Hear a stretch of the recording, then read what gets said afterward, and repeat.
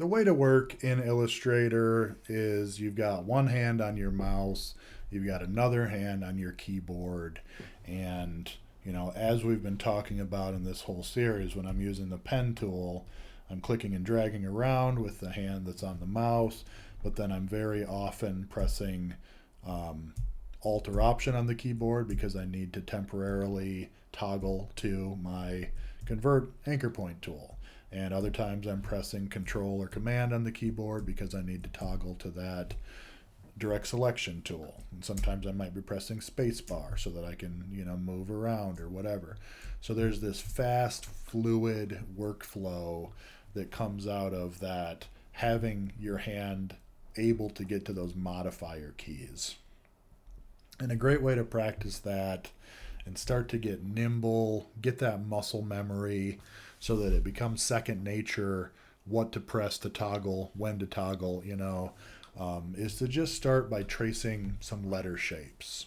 And so I've got some here, and I'm just going to use, a basic path here. Let's not have a fill on it, but we can put a black stroke on it. And then the idea being, now some of these are going to be fairly easy, like the letter H.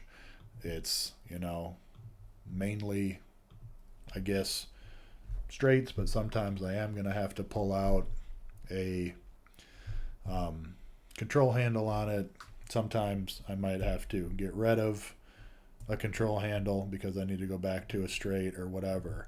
And just saying, okay, I can practice, doing the things that I would need to do that we've been talking about in this series to make it around these letters and, get it as precise as possible, right? And then after the fact, if it's like, oh, it's got a bump or whatever, then maybe what I need to do is go back in and, maybe that should be re-pulled out using the convert anchor point tool. So getting nimble with this. And yeah, just practice tracing some letters. Now, some of these, like I said, will be easier than others. You want to pick letters that are combination of, straights and curves and give yourself a bit of a challenge. So I guess I'll end this video there and maybe I'll show you a deeper dive into some of the how-tos for more complex letters in a part two to this idea.